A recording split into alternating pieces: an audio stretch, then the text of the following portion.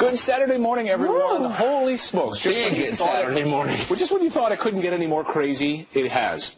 Yeah, if you were writing a script for, there are a lot of shows out there that are trying to show exactly what it's like in the White House or running for office. You could not write the script if you tried. The circus. The screenplay that is the 2016 election just took a big twist as the FBI inserted itself back into the race and back into Hillary Clinton's case. Yeah, brand new emails now under review this morning as the Democratic nominee calls on FBI Director James Comey to release everything they have. Yeah, and we've got Fox News team coverage this morning from John Roberts. He is in Golden, Colorado, following the Trump campaign. But first, we go to Mike Emanuel. He has the latest details in this investigation, the fallout from the Clinton campaign. Mike, good morning. What are you hearing?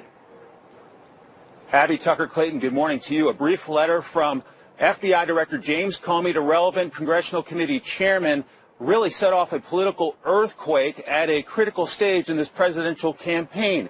Hillary Clinton and her team were on their way to Iowa yesterday when the news broke. Federal law enforcement officials say they discovered emails deemed to be pertinent to the closed investigation into Hillary Clinton's private email server. That less than 2 weeks before Election Day left Clinton and her team scrambling. Last night, Clinton called on the FBI director to explain what caused him to take these investigative steps. The director himself has said he doesn't know whether the emails referenced in his letter are significant or not. I'm confident, whatever they are, will not change the conclusion reached in July. Therefore, it's imperative that the Bureau explain this issue in question, whatever it is, without any delay. Director Comey sent a letter to FBI employees writing, quote, "We don't ordinarily tell Congress about ongoing investigations, but here I feel an obligation to do so, given that I testified repeatedly in recent months that our investigation was completed.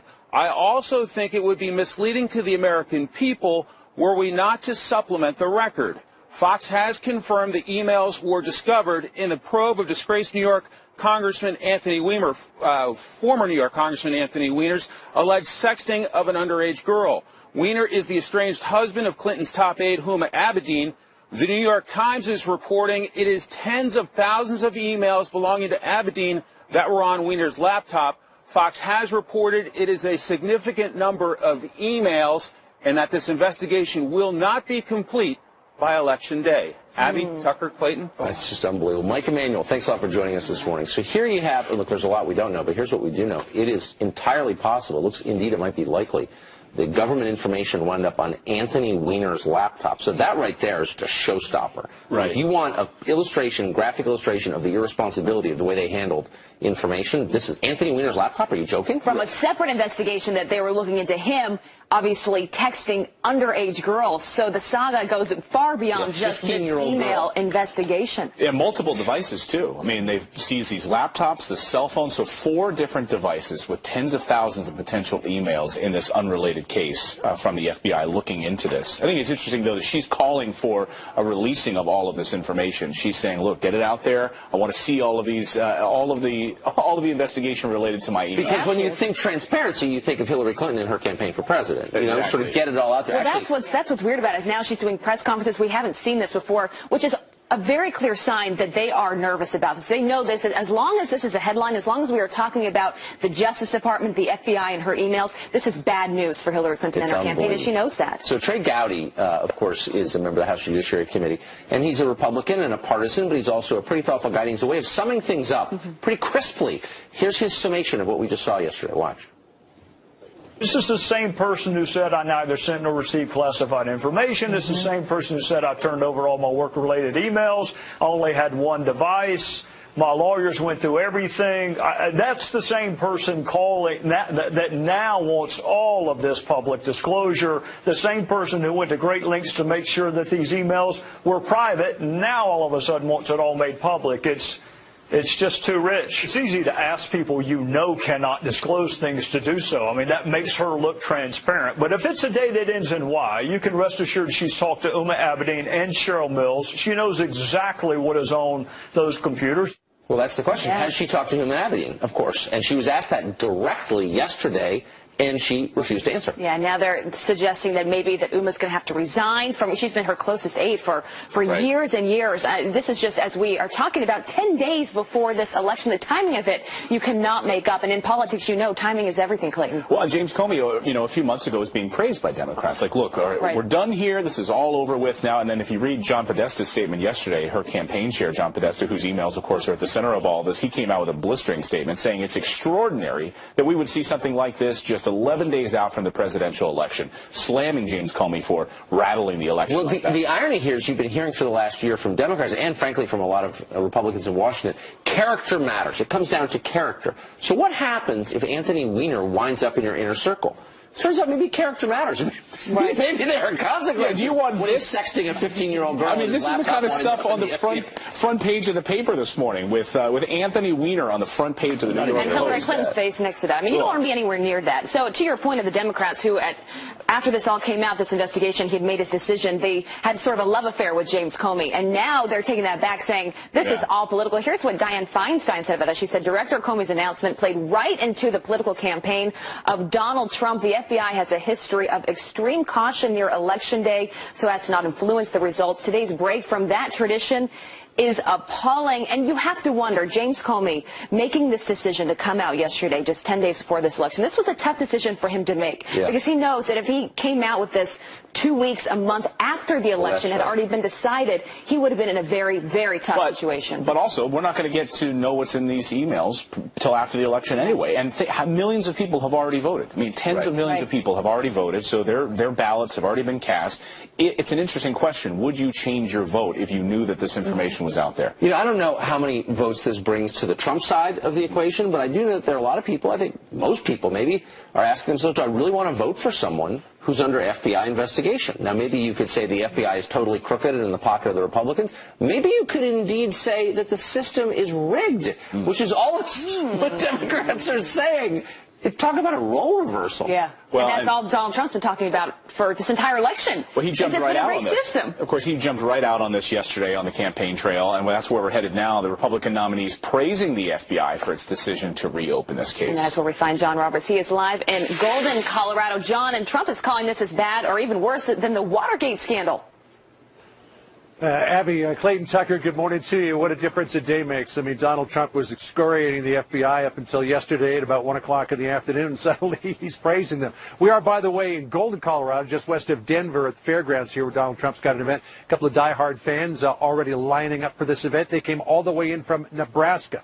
But let me just say that to the FBI investigation, the announcement yesterday, the FBI could not have handed Donald Trump a bigger gift if they'd wrapped it up in gold paper and tied it up with a big red bow. I mean, this is something that Donald Trump warned about weeks ago, saying he was very concerned about Anthony Weiner being in proximity to classified information. And where did the trail lead from Hillary Clinton's server to potentially going into his orbit? And it allows Donald Trump between now and November the 8th to absolutely hammer Hillary Clinton on this issue of corruption and bad judgment, like he did yesterday in Manchester, New Hampshire. Listen to this. This is bigger than Watergate. This is bigger than Watergate, in my opinion. This is bigger than Watergate. Hillary bleached and deleted 33,000 emails after receiving a congressional subpoena. That alone, to me, there were more serious things done. But how does it get much more? Trump said yesterday that this absolutely changes everything in terms of this race. His campaign manager, Kellyanne Conway, tweeted out yesterday that this made a good day even better. Now, Tucker, you brought this up. Does it bring votes to Trump? The campaign thinks it might bring a few fence sitters over to Donald Trump, or at the very least may drive them to a third-party candidate like Gary Johnson or Jill Stein. But either way, you'd be taking votes away from Hillary Clinton. Here's what Kellyanne Conway said about this whole thing yesterday with Trish Regan on the Fox Business Network. Listen.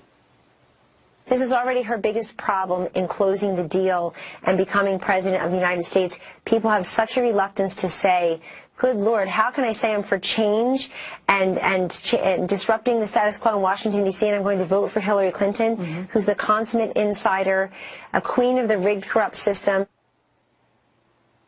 So in the next couple of days, Donald Trump is going to visit 3 of the 4 corner states. He's going to be here in Colorado. He'll also be in Arizona and New Mexico, as well as Nevada. Here in Colorado, Hillary Clinton is up about 6 points. In Nevada and Arizona, She's up about 1.5. The Trump campaign says that they're going to New Mexico, traditionally a blue state, because they've got internal polling that shows the race pretty much even up there. They also show it even in Michigan, which is why he's going there on Monday, a state that many people thought was probably gone. But you'll remember this, Tucker, because I remember this. 2004, there was a brief moment where the Bush campaign thought that Hawaii might be in play. They sent Dick Cheney across the Pacific Ocean to go campaign there, and they still lost by 9 points. So right. who knows if New Mexico and Michigan is real, but Donald Trump's going to spend a day in each. I remember that. I had a friend on that plane flying to Hawaii. I think they were there for like 2 hours, so they went to the gift shop and came home. I volunteered, but they said, no, you stay with President Bush. Go to the cold states. Yeah, John Roberts is a great John Roberts. Nice to see you this morning. You, he brings up a great point of this idea, these last minutes. So we talked about these 11 days, these undecideds, and what political fallout will we see from the FBI investigation? You know, those last-minute sort of moral voters that haven't decided yet for Donald Trump. They haven't decided for Hillary Clinton. Could this be that thing that they just say, ugh? Or if it becomes embarrassing in the way that voting for Trump is embarrassing to some people. People say, you know what, I don't want to admit I'm voting for Hillary. That's the problem. But the core problem is, who does she blame for this? I mean, really, is she going to say the media is against me? That's a hard case to make. Is she in the Justice Department? Is somehow right-wing? Well, it's just not. So really the truth is it's her fault. She's already conceded it's her fault. But she shouldn't have done this in the first place. So she's kind of stuck. Yeah, the only person to blame for all of this is Hillary Clinton. Yeah. I think deep down she knows that, and she's probably really spiraling out of control. No, I bet she blames you. Maybe it might be my fault too. But you mentioned the timing of this, and yesterday it being Friday, we call this the Friday news dump. But this actually ended an already bad week for Hillary Clinton because it's not just this FBI investigation. We have had these WikiLeaks dumps every single day that just feeds right into this narrative of abusing the system, of getting paid for their speeches. And perhaps bigger than that, though, Abby, could be the Obamacare premium increase. Well, that too. Bombshell that we were learning over the past week. And that's why I think you're also seeing this tightening of these poll numbers recently. Look at the Real Clear Politics national average right now.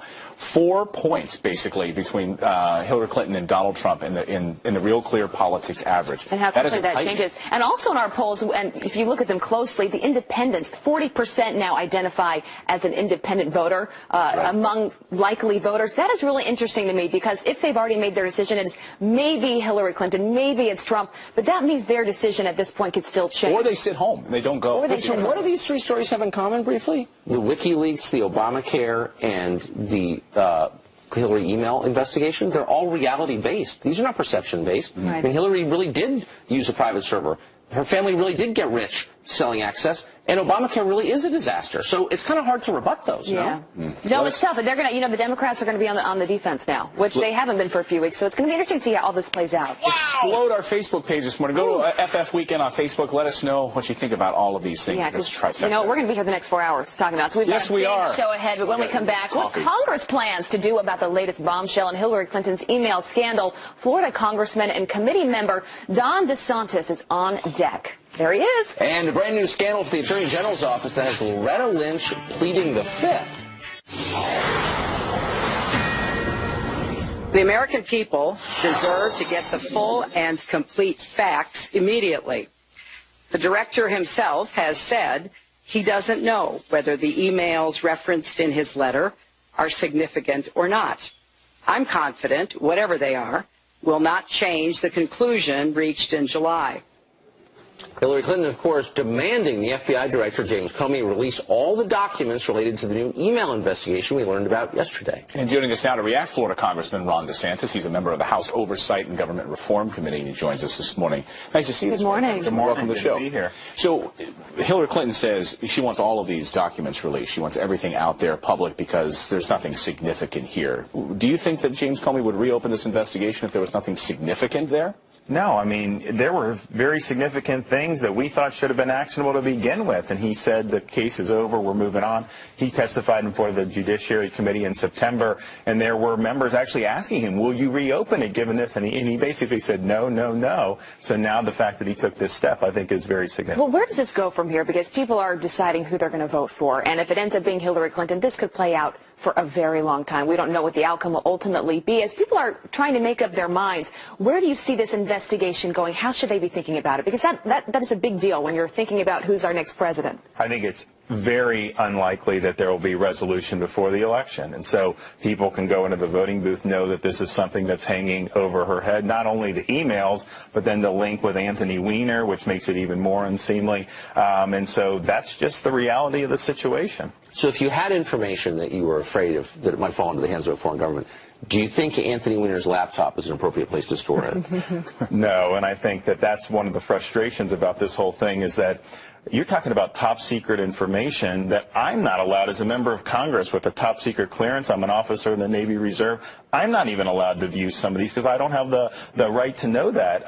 And that ends up on private servers and potentially with Anthony Weiner. And here's the thing. A military official, enlisted guy, officer, if they would have allowed that to happen, set up a parallel communication system with top secret information, they would have faced court-martial without question. Right. What happens now for Huma Abedin?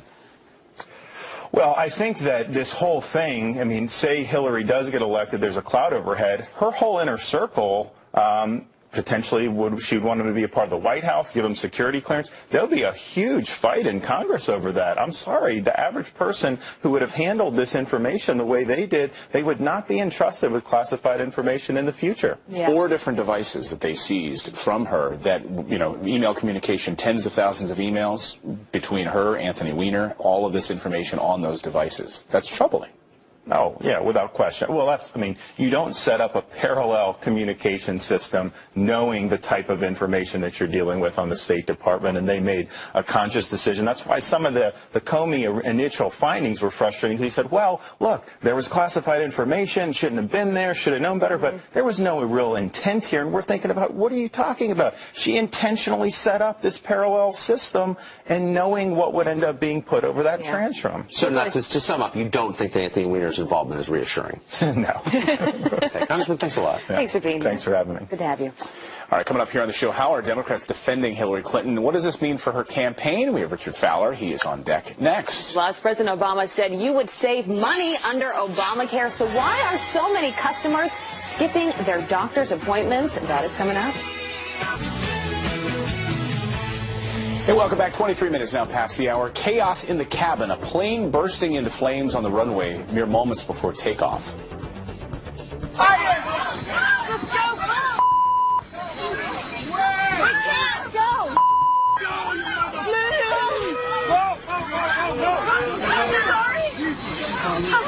Jump inside. Passengers in pure panic scrambling down the emergency slides of an American Airlines flight. The frantic escape after the plane's rare, uncontained engine failure at Chicago's O'Hare Airport.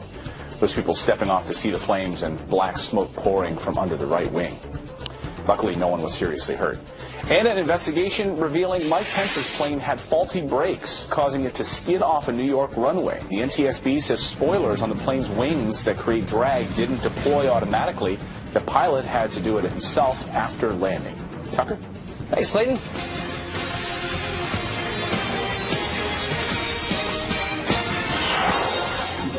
Well, just 10 days left until the election, and Hillary Clinton once again under investigation by the FBI. We learned last night, and it threw this race into turmoil. How are Democrats responding? Joining us now is Fox News contributor and Democratic strategist Richard Fowler. Richard, it's great to see you this morning. Morning, so Tucker. we learned that apparently tens of thousands of relevant emails, presumably containing information that should not have been public, wound up on Anthony Weiner's laptop. Is there a pure distillation of the recklessness with which the Hillary people and Hillary herself handled information than this? Well, I think we know that this is reckless. I think the FBI Director Comey said this when he dismissed the charges against Hillary Clinton. What makes this story so problematic, in my opinion, Tucker, is that here's the thing. None of these emails are actually from Hillary. We found that in reporting last night. These are emails that are from Huma Abedin to other members of the State Department that were on Anthony Weiner's personal cell phone. Mind you, I think the facts are pretty clear here that Huma Abedin and Anthony Weiner are married. So, I mean, I'm pretty sure most people well, we don't. share I mean, the phones facts, in fact, aren't clear at all. We don't know that at all. But no, But we do know. That, but it doesn't make we it make do it know. True. We actually don't know what's in these emails. We have no idea. No, that's not true. I think there's a lot of reporters have already confirmed that there's no Hillary Clinton emails here. Okay, look, there has been no confirmation from the Department of Justice, from the FBI, from Hillary, or from anybody that this is true. Some reporters said it on Twitter. Look, think of the things that reporters who have sourced at the FBI said that these emails are none of these emails are from Hillary Clinton. I think that's been pretty clear. I said reporters who have sources in the FBI said that. And number two, and most importantly, Tucker, in this whole scenario, whether you're Democrat, Republican, Green Party, Independent, Tea Party, I really don't care.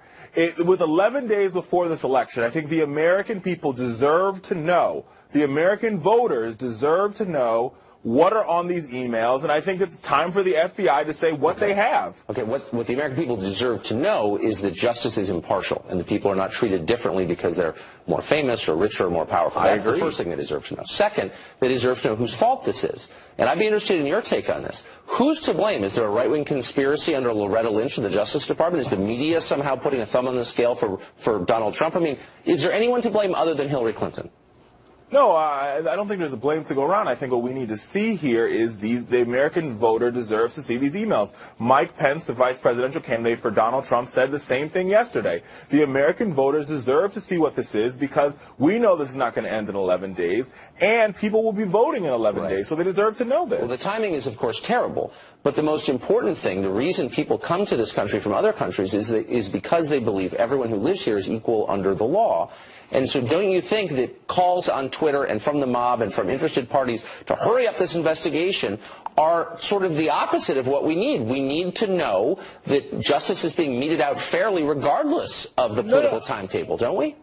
That's a fair point, Tucker. But I think with people getting ready to vote in 11 days, right, and Donald Trump professes to this, yesterday the FBI was rigged, today the FBI is not rigged. I think we'll figure that out at the end of the day. But what the voters deserve to know here is what the FBI has. And instead of saying we're going to open up investigations, which they never do, we would have never known that Anthony Weiner was under investigation because the FBI never talks about their investigation. So this is unprecedented for the FBI to begin with. Right. So what I think needs to happen now is they need to show the American people, the American voters, the independent voters, the undecided voters, what it is they have so these voters can make an educated decision about this election.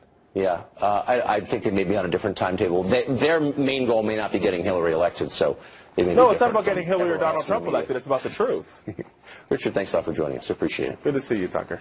Democrats say voter fraud is not a big deal. In fact, it never happens. But this morning, there's new proof it does happen. In two key battleground states, it is happening. And we've got details just ahead.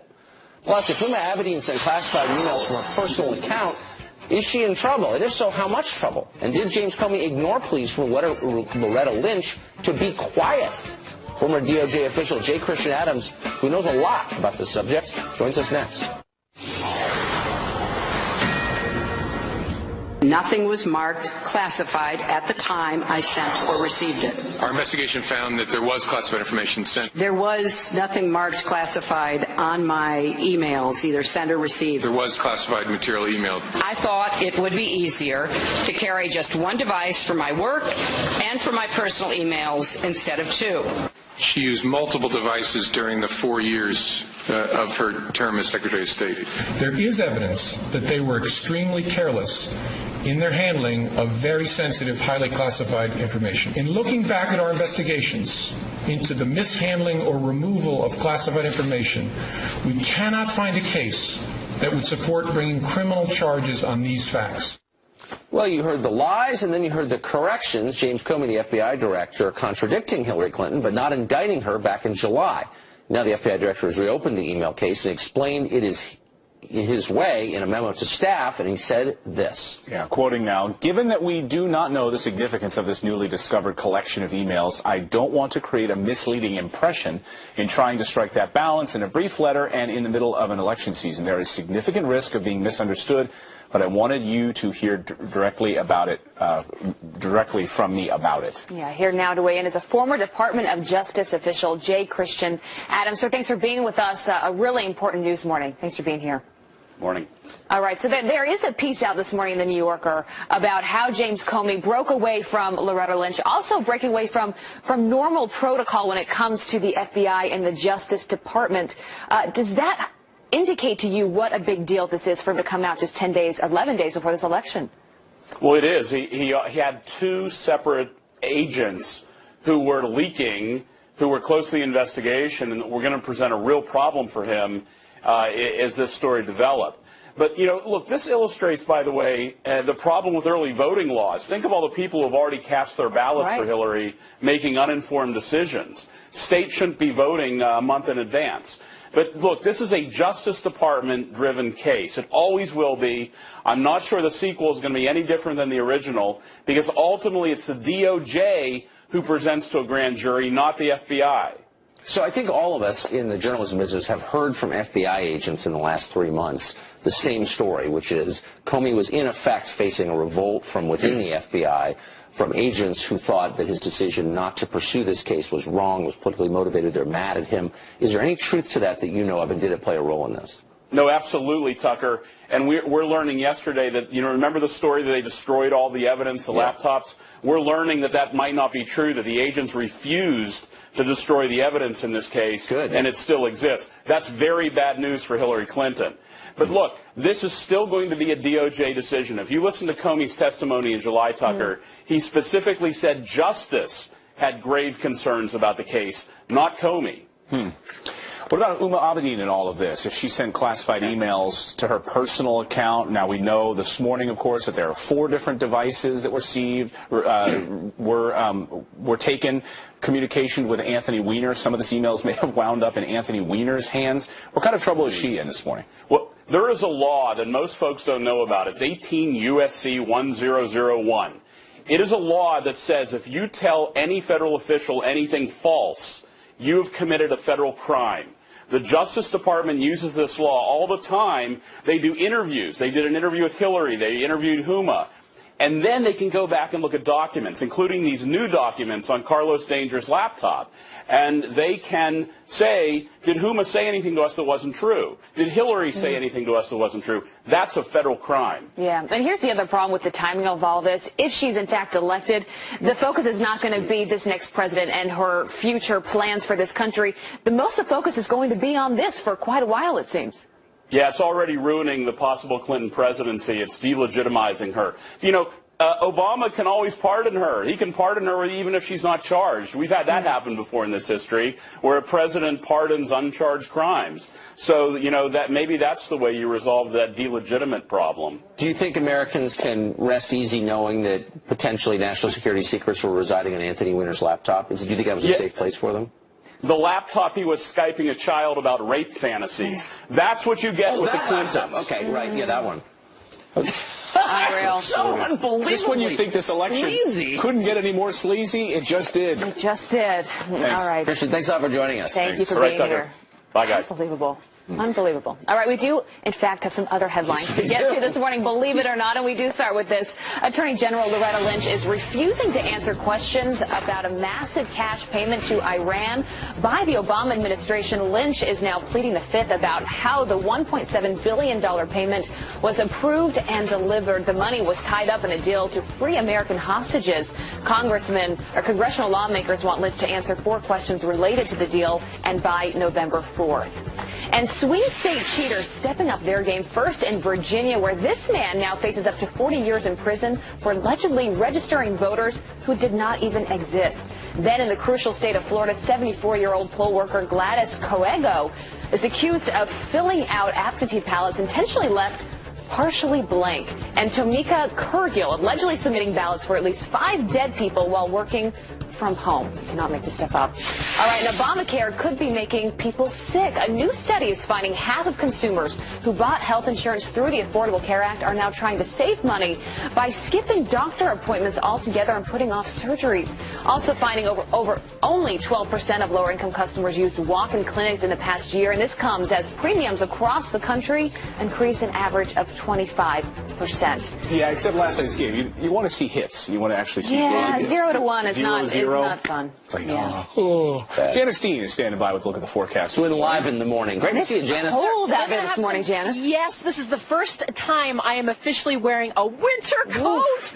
Oh my gosh, and they're going to be dealing with winds in excess of 25 miles per hour in Chicago tonight, so keep that in mind. Let's take a look at the freezing temperatures across the Northeast. Well, actually, that's a look at the snow that's north of this system across portions of Maine. We have a new weaker system that's going to move in overnight tonight and bring the potential for some showers tomorrow and maybe some higher elevation snow. And then we also have a system across the west. This is the time of year where they get their precipitation across the west, and we actually might get some beneficial moisture into Southern California. So that will be good news, but we're also tracking that weak system across the Northeast. Now, it's not cold across the central U.S. Look at these temperatures. 83 in Oklahoma City. Holy smokes. St. Louis 84 today. Sunday 73. You get the picture. It still feels like summertime across the central U.S. And here's game 4 for Saturday. Chicago, the Cleveland Indians were going to be 61 with maybe a shower or two, but the takeaway here is the wind gusts. 25 miles per hour. So what does that do? Any baseball fans with weather-related stuff? Well, it depends on if it's blowing in. If it's blowing in, that means less home run balls. So that should be something I should find out. Yeah, get back to us on that, Janice. I will do. Is it blowing in or out? Our new sports reporter. Thanks, Janice. All right, earlier this week, the mainstream press was ready to write off Donald Trump, but now, well, that changed Trump's new path to 270 electoral votes when Scott Rasmussen joins us next to break it all down. And then, ouch, someone forgot to tell the vice president about Hillary's email scandal. Watch this. I don't know where these emails came from. What apparently Anthony Weiner. Well, oh God, Anthony Weiner. Well, that was live television. Is it another example of the Clinton campaign imploding? We're live on the campaign trail next. 50 minutes now at the top of the hour. Back with some quick headlines. Feds bust a deal that would have put military fighter jet parts in the hands of Iran. Federal prosecutors charging 2 California men for conspiring to smuggle more than $3 million worth of parts from F-15s and F-18s. There would be a supplier, an undercover federal agent. Both defendants now pleading not guilty on that. A Trump supporter is thrown in jail over a basket of deplorables T-shirt, mocking Hillary Clinton's comments, slamming voters. Listen. To just be grossly generalistic, you could put half of Trump supporters into what I call the basket of deplorables. All right, well, Brett Mouth wore the shirt and a Make America Great Again hat to a Texas polling place where he refused to take the shirt off. He was then arrested, accused of electioneering, has been released on his bail. Those are some of your headlines. Clayton, over to you. I think people a long time ago made up their minds about the emails. I think that's factored into what people think, and now they're choosing a president. So I would urge everybody to get out and vote early in all the states that have early voting. Well, Hillary Clinton says her emails don't matter as the race is getting down to the wire with a little more than a week left until voters hit the polls. And early voting, of course, heavily underway already. Despite Clinton being ahead in the polls and the mainstream media seemingly writing off Trump, has the race been called too soon? Here to break down how Trump could still win the White House is president of the Rasmussen Media Group, Scott Rasmussen. Scott, great to see you this morning. Great to see you, Clayton. I would say enough of the spin from both sides. Let's throw out the spin from the Trump campaign. Let's throw out the spin from the Hillary Clinton side. Where do things stand now? You brought a football analogy. It's Saturday football day. Exactly. In football season, you a lot of times have a team that is trailing, but they're close. And the problem is the other team has the ball and is trying to run out the clock. Team Clinton is driving right now, and they're actually winning a couple of states narrowly that were carried by Mitt Romney. So the first thing that Donald Trump and his team have to do is stop Hillary Clinton from winning any of Romney's states. So 206 electoral votes. He has to play defense on those states. That's right. And basically that means he has to win Arizona and North Carolina are the toss-up states. How are things looking in Arizona? So-so. I mean, these are too close to call right now. But again, Clinton, in the Real Clear Politics average, has a slight lead in these states. So Trump needs a turnover, needs to change the momentum. wrap up all of those states. Okay, so once he has the defense on those states, how can he, as you say, get in position here? Well, that's it. You got to start moving the ball down the field yourself. That means winning a couple of key states that were won by Barack Obama 4 years ago, and that is the great states of Ohio and Florida. These are must-win states for Donald Trump if he wants to win in the White House. Now, Ohio, Trump is barely up. Florida, he's a little bit down. Both campaigns have been in these states, very, very active. If Donald Trump wins all the Romney states and wins Ohio and Florida, that gets him to 253 electoral college votes. And you know what it's like in football. That means you're in position to throw a Hail Mary pass. Right. If you've got Tom Brady in the fourth quarter, then you can pull this off. So the Hail Mary pass for Donald Trump would be what? Well, the first one is to win Pennsylvania. That's a tall order, right? Very tall order. Trump is trailing there by about 5 points. And on top of that, it's a state that Republicans always think they have a chance in and always fall a little bit short. But there are some other paths. One of them would be to win the states of Iowa, Nevada, and New Hampshire. There is some talk that, maybe there's another path that involves a state like Michigan. But the key is Trump needs to get the basics down. He needs to get in position. So I see this as 269, which does not add up to 270. What happens if that happens? If he were to get 269 electoral college votes, it would be a tie, and the House of Representatives would pick the president. So like in the movie Dumb and Dumber, you're telling me there's a chance. There is a chance, but you know what? I've only seen it happen once to my team, and I've been watching football for longer than there have been Super Bowls. Well, that's why people watch. We have 11 days left. Can he pull it off and throw the Hail Mary? Scott, great to see you this morning. Great to see you. So much. All right. Well, we have a big lineup on deck this morning. Dana Perino, Geraldo Rivera, Congressman Darrell Issa, all here live to react to Hillary's FBI bombshell. Plus, is the Clinton campaign imploding behind the scenes? We're live on the campaign trail with that angle next. Now to a Fox News alert, Hillary Clinton's camp circling the wagons, lashing out against their former friends at the FBI over its renewed investigation into her emails. Rich Edson is following Clinton's campaign today in Daytona Beach, Florida. Rich, how you doing this morning? A lot of news. Good morning. A lot of news indeed over the last 24 hours, Abby. It left Democrats stunned last evening. And since FBI Director James Comey a couple of months ago had said that the FBI was not recommending charges in the case of Hillary Clinton and her aides in their handling of classified information, Comey felt it incumbent upon himself to update them that they had found new emails and were reopening that investigation. And so that left the Clinton campaign talking about an FBI director who for months they were applauding. An FBI source tells Fox News that the FBI and investigators had found these additional emails while investigating a joint laptop of Clinton top aide Huma Abedin, owned also by her estranged husband, Anthony Weiner. Remember, the FBI is investigating Anthony Weiner for his alleged contact with a 15-year-old girl, and that's where apparently they stumbled upon these additional emails. With that, Vice President Joe Biden was asked about this and offered a very, very lengthy no comment. I don't know where this email with his emails came from. What apparently Anthony Weiner. Well, oh God, Anthony Weiner. I should not comment on Anthony Weiner. I'm not a big fan, and I wasn't before he got in trouble, so I shouldn't comment on Anthony Weiner. The Clinton campaign continues this afternoon. She travels here to Daytona Beach, Florida, to hold an event. Back to you guys. All right, thank you, Rich. One thing you can say about Joe Biden, he doesn't hold back. He's honest. He's an honest guy. Not a big fan. Anthony Weiner was in Hillary Clinton's inner circle. Pretty amazing. Yeah. Thank you, Rich. All right, coming up here, how is the Trump campaign handling the latest bombshell from the FBI? Trump campaign advisor Jason Miller will be here in studio next hour. Yeah, that'll be interesting. Hillary Clinton is calling on the FBI now to release all of its documents on this investigation, on her emails. But can the agency actually do that? And what kind of impact would it have if done? Mike Emanuel and John Roberts are live on the campaign trail, and they're going to join us next.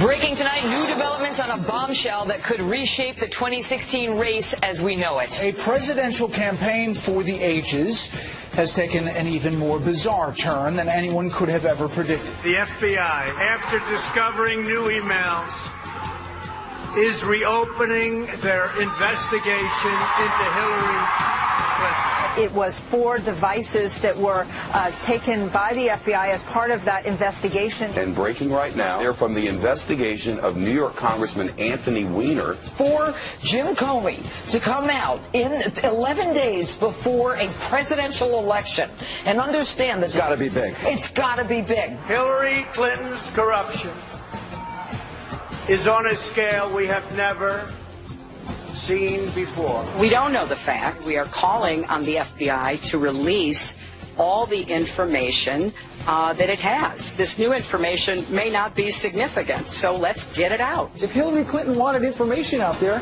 why is it taking so long for her to explain the server? Why was the server kept secret literally for years? We must not let her take her criminal scheme into the Oval Office. We are 11 days out from perhaps the most important national election of our lifetimes. They could arrest her, they could indict her, they could send her to jail. We don't know what to believe. Right now, your guess is as good as mine. I mean, the whole idea, the whole notion that Huma Abedin would allow this sleazy pervert husband of hers access to her computer is mind-boggling. Tonight, a grand jury needs to be impaneled. Let's cut the nonsense. This goes to the heart of our constitutional republic, and you don't do this in the United States of America.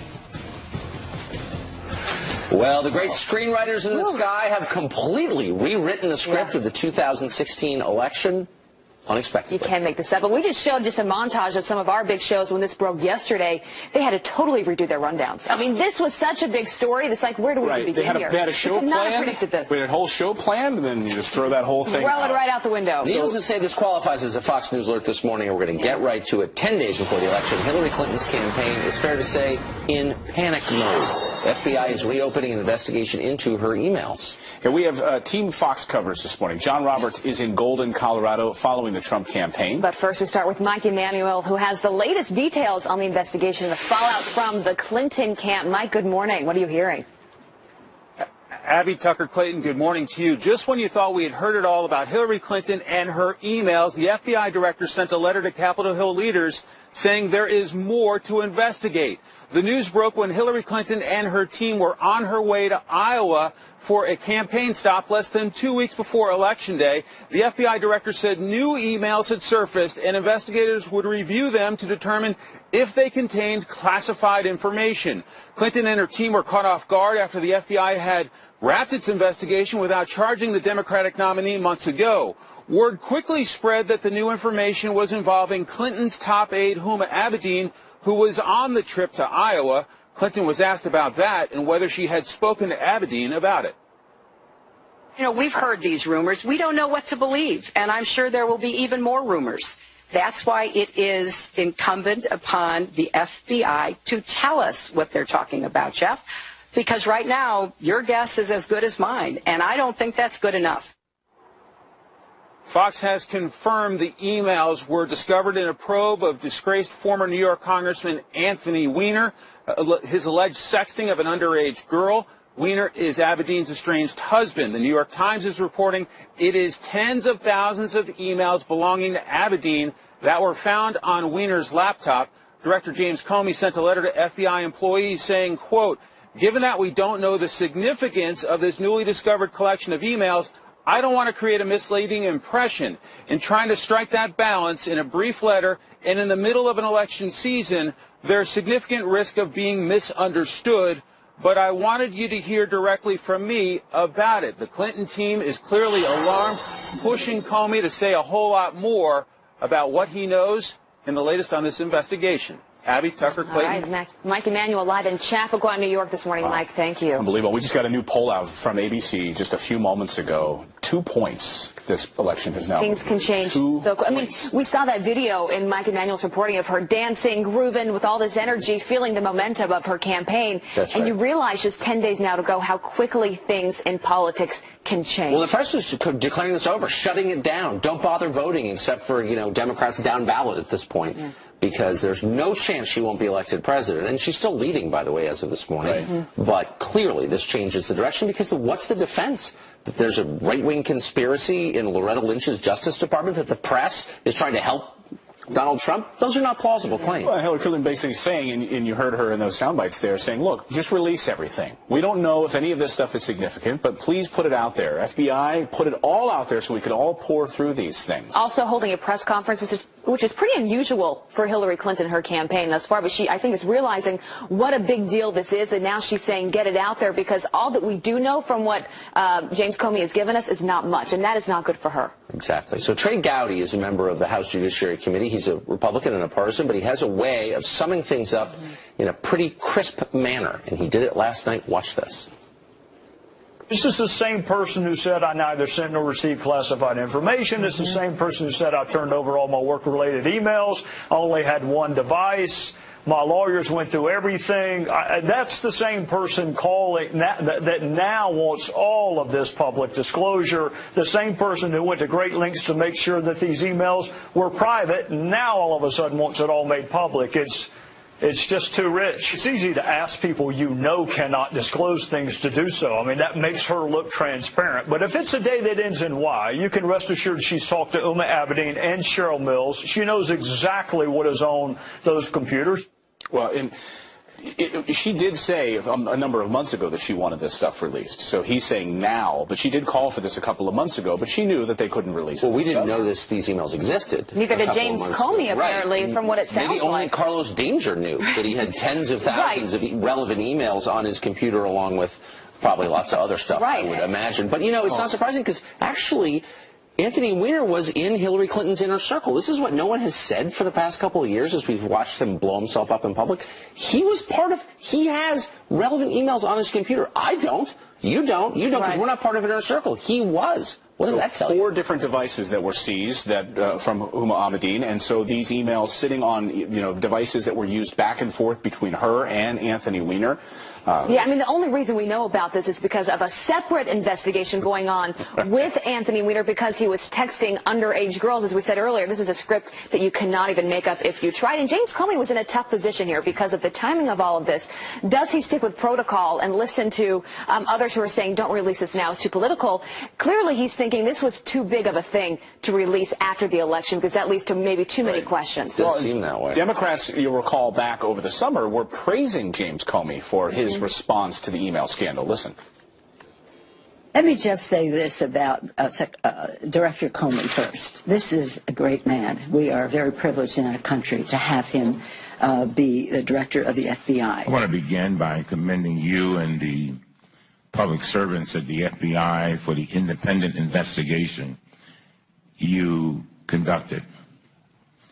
You had a thankless task. I honor your professionalism and your service to our country. I'm going to continue to be scrupulous about not commenting on it, just because I think Director Comey could not have been more exhaustive. My understanding is not only did he make a full presentation, but while we were over here, or at least flying, he was presenting to Congress for hours on end. I greatly appreciate the work that the FBI and Department of Justice did, and they handled it very professionally. So that was the president saying, Comey's a great guy, he did the best possible job, and the outcome was obviously a virtuous one. I wonder if he'll be saying that now. Dianne Feinstein, of course the senior senator from California, has already changed her view. She's saying this: Director Comey's announcement played right into the political campaign of Donald Trump. The FBI has a history of extreme caution near Election Day, so as not to influence the results. Today's break from that tradition is appalling. Yeah. In other words, here she is attacking the justice system itself. Isn't this what the left and the media were just going after Trump for doing? You're destabilizing the system. You can't say it's rigged. Now they're saying it's rigged. Well, and that's what people hate so much about politics, and what Donald Trump has been talking about from the beginning about draining the swamp and this pay-for-play thing. He's now saying this is worse than the Watergate scandal. You can guess that he is not going to let this thing go away easy. No. For more on this, though, we do have John Roberts, who's been following the Trump campaign in Golden, Colorado. John, good morning to you. Talk about another October surprise. Woof. Abby, good morning to you and to Clayton and Tucker as well. It's just after 5 o'clock here in Golden. Nobody here but the early birds, Fox News, Secret Service, TSA, and a A couple of Trump fans from Nebraska who came here to see who they said is going to be the next president, but we'll see what happens on November the 8th. The Trump campaign, though, believes that this whole thing about the FBI and the emails is going to change the direction of this campaign. In fact, they are counting on it. Yesterday, Donald Trump was set to open up a new line of attack against Hillary Clinton for back in 1999 supporting her husband, who was then president, granting clemency to 16 Puerto Rican terrorists. And then this whole thing dropped in the campaign like an absolute bombshell. Crowds in New Hampshire and Maine and in Iowa went absolutely wild when Donald Trump gave them the news yesterday. Listen to the reaction to the crowd when he talked about it in Cedar Rapids last night. The investigation is the biggest political scandal since Watergate, and it's everybody's hope that justice at last can be delivered. The FBI would never have reopened this case at this time unless it were a most egregious criminal offense. You heard the crowd there chanting "lock her up," also cheering wildly at the news that this race may indeed take another direction. So how could all of this affect the race? Well, the Trump campaign believes that some people who are sitting on the fence could come over to Trump, but others may just take a look at Hillary Clinton and say, you know, with all the news that's out there about this, can we trust her? Maybe we should go with a third-party candidate like Gary Johnson or Jill Stein or many of the other people. Evan McMullin will be on the ballot as well. Trump is optimistic, though, that this could really move the needle for him one way or another. Listen to this. We've pulled ahead nationally in numerous polls, and this was all before this recent disaster for her, but justice for the country. We had gaps, but we are really moving, and I just wanted to say that because I don't know what's going to happen now. And by the way, speaking of Iowa and speaking of polls, the Des Moines Register, not my favorite paper, has us up 4 points. He's still down 6 points here in Colorado, though. He's going to be working the mountain states of desert Southwest. He's also going to Arizona, where he's behind Hillary Clinton by about 1.5 points. He's going to be in Nevada as well. And then New Mexico, and early in the week, they're going to New Mexico and Michigan. The Trump campaign says that they've got some internal pollings that show the race about even in New Mexico, 41 points, and Trump behind just 3 points in Michigan. So trying to expand the map, Tucker, Clayton, and Abby here in the closing days of this campaign with just 11 left. Of these WikiLeaks, some of them quite troubling if you actually read through them and see what is going on, what has gone on for years. I do wonder, though, if people are fully understanding, if it resonates with folks, if they're, as they think about who they vote for. Well, here's what we know, folks, what does resonate with them. When they see their health care premiums spiking, when you see Pennsylvania being slated for a 53% increase, or Arizona being slated for a 116% increase, for many, this will become a difference of can they pay rent or can they pay for their health care? And this is where people realize, oh, wait a minute, what's been going on this past 8 years is not the direction that we want to go. This is where people who don't follow politics every day look and say, it's time to make a change. So you're saying of these three stories, Hillary under FBI investigation, the Clintons selling political access for millions, or Obamacare revealing itself to be a total disaster. Obamacare's number one? That's the one that has the direct impact on people's lives, where you see how does it impact me, the voter. The Obamacare news is huge. But what the Doug Band information, the 66 million, that reaffirmed what everybody's been thinking, and it reminded them whatever's going on behind the scenes, whatever they're saying in private, whatever these paid speeches and open borders and all this stuff in private, and then yesterday with this FBI news that they're reopening this investigation. I mean, think about how remarkable this is. 11 days out, we're now at 10 days out. 11 days out, the reopening and investigation. They must have found something big. Well, this 11 days is a good point, because this is when those undecided voters who maybe, you know, Trump has very high unfavorables, Hillary Clinton has high unfavorables. They're sitting back, they're saying to themselves, maybe I'll just sit this thing out. They actually go to the polls. Where do you see the undecided, the independent undecided voters moving in these last 11 days? Well, the independents and undecideds are really looking for a change, and this is a change election. You see upwards of 3/4 of the country think that we're going on the wrong track, and they're looking for someone to put it back in the right direction. And that's where Mr. Trump's message of optimism, of economic growth, securing our borders, renegotiating these trade deals, these are all policies that can help American voters. And even talk about going on offense. Mr. Trump has had a very clear message.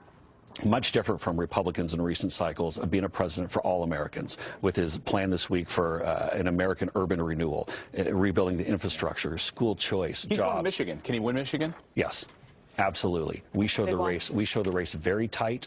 A couple other developments. Don't just listen to what I'm saying. Look at what Hillary Clinton is doing and saying. Last Saturday, Hillary Clinton was in Pennsylvania.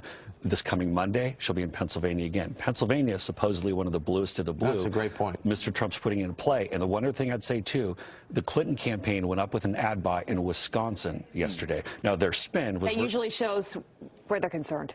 Well, they're trying to say it's to help down-ballot Democrats. No. No, you're right. So don't just listen. Look at what the Clinton They are campaign is focused doing. on Pennsylvania. That is true. It is. It's weird, too. And keep in mind, with Pennsylvania, it's a primarily election day voting. It's a late-breaking state. Right. We're going to be there a couple of times between now and the election. Mr. Trump has a great chance to win Pennsylvania. Jason Miller, thanks for being here. Thanks, Jason. Crazy election keeps going. All right, thanks, Jason. Coming up here on the show, Donald Trump called this email bombshell back in the summer. I don't like Uma going home at night and telling Anthony Weiner all of these secrets. Well, it's a good point of putting them on his laptop, for that matter. Did anyone give Trump credit for calling Anthony Weiner a major security risk? Plus, does Hillary Clinton need to fire Uma Abedin? Dana Perino is on the campaign chaos. You do not want to miss this. It's next. There she is. Come on in, Dana.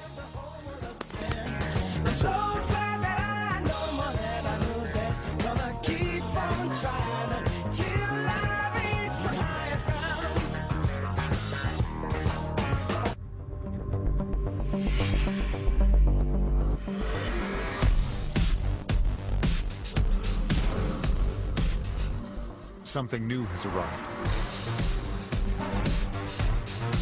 Uniquely designed for the driven. Introducing the first ever Infiniti QX30 crossover. Visit your local Infiniti retailer today. Infiniti. Empower the drive. If you have moderate to severe plaque psoriasis, isn't it time to let the real you shine through? Introducing Otezla, Apremilast. Otezla is not an injection or a cream. It's a pill that treats plaque psoriasis differently. With Otezla, 75% clearer skin is achievable after just 4 months, with reduced redness, thickness, and scaliness of plaques. And the Otezla prescribing information has no requirement for routine lab monitoring. Don't take Otezla if you're allergic to any of its ingredients. Otezla may increase the risk of depression. Tell your doctor if you have a history of depression or suicidal thoughts, or if these feelings develop. Some people taking Otezla reported weight loss. Your doctor should monitor your weight and may stop treatment. Side effects may include diarrhea, nausea, upper respiratory tract infection, and headache. Tell your doctor about all the medicines you take and if you're pregnant or planning to be. Ask your dermatologist about Otezla today. Otezla. Show more of you.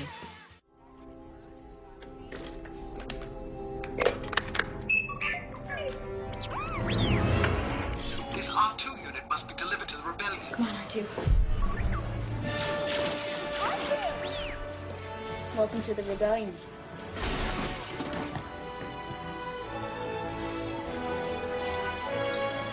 This is for you. Duracell and Children's Miracle Network hospitals are powering imaginations everywhere.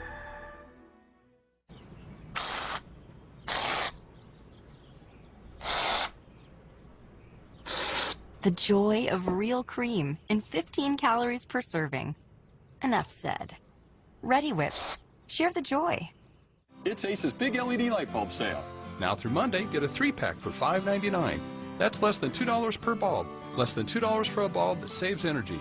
Less than $2 for a bulb that saves on your electric bill. Ace is a place with the helpful hardware, folks. This is my retirement. Retiring retired tires, and I never get tired of it. Are you entirely prepared to retire? Plan your never-tiring, retired tires retirement with E-Trade. I'm Invests, and as a vested investor invests, I invest with E-Trade, where investors can investigate and invest. Invests. Or not invests. Sign up at eTrade.com and get up to $600. I love Ebates. I have made $511.34. I've made close to $2,000. Ebates is a website with thousands of stores that I shop through, and they pay me to shop. And then I receive a check in the mail just for shopping, which is something I would have done anyway. There's no hassles, no gimmicks, nothing. Sign up for Ebates, get cash back. It's awesome. Sign up for free, shop at your favorite stores, get paid. Join today and get a $10 bonus at ebates.com. We don't know the facts, which is why we are calling on the FBI to release all the information that it has. Even Director Comey noted that this new information may not be significant, so let's get it out. It might not be as rigged as I thought. Right? Right? The FBI, I think they're going to right the ship, folks. I think they're going to right the ship. Right the ship. Dana Perino is here to help us right this ship this morning. Help us. I mean, that's a tall order. It is a tall order. They didn't tell me I was responsible for that. Can you do it? Can you do it? So Republicans are super excited this morning, of course. They Cartwheels down Pennsylvania Avenue. Right. It may not even just be about Donald Trump, but these down ballot candidates. How big of a deal Well, is this? I do think I think it's true that we don't know what's in them. It's true that Comey was very vague. It's true that Democrats are excited and that, that Republicans are excited and Democrats are like, what in the heck are you doing, Comey? So separate that out. I actually think that Republican candidates in some of these battleground states, like the ones that were getting very close, Missouri, Indiana, Pennsylvania, this will help them a lot in the last 10 days because instead of having to talk about Donald Trump all the time, they can just focus all of their attention on the Democrats and Hillary, and they can say to their opponent, you tell me why you support Hillary Clinton. Are you comfortable with this? So and it changes the topic for them going into Well, that's exactly right. And it reminds all of us that Carlos Danger is not just this embarrassing tabloid figure, but he was, in effect, part of the inner circle because he's married to Hillary Clinton's closest aide. Can I tell you, so yesterday, I tend to think of things through a press secretary lens. Yes. So yesterday, I see the news break. I'm like, wow, that is a big deal. About an hour later, Gutfeld sends an email to the 5 team. And it's the information about Anthony Weiner, that this is connected to the sexting. And I belly laughed so hard, just because it's like an episode of Veep. You can't make it up. No, you could not. And as a press secretary, you can imagine that they were like, I'm going to need a raise. Okay? And you saw Joe Biden's reaction to it when he heard. He was live doing an interview. No, and he said, oh, I didn't hear this. Oh, gosh. And oh, gosh. He didn't know what to say. And as press secretary, you have to have reporters holding up the front page of the New York Post. Now, this is not something you want to have to see with 10 or 11 days left in the election. I had a friend email me last night and says, how do you explain this election to somebody from overseas? That don't know Anthony Weiner. Or outer space. And doesn't read the New York Post. Fair. Is she going to have to fire Uma Abedin because, as Tucker mentioned, now they're all sort of involved in this? She's been Hillary Clinton's closest aide for years. I saw Carl mention that. I don't know, because they've weathered the storm thus far. One of the things that one source inside, the problem is we don't have enough information, so much of this is speculative. That makes me a little uncomfortable. But they've weathered the storm thus far. And if the emails are duplicates of what they've already seen, does she need to resign or be fired? I would say no. I don't know. I don't have enough information to say whether she actually is a distraction, and if that even helps Hillary at this point. So NBC is saying that there's, she's not in any of these emails. Right. We don't know any of that. We don't know anything. This is all on Twitter.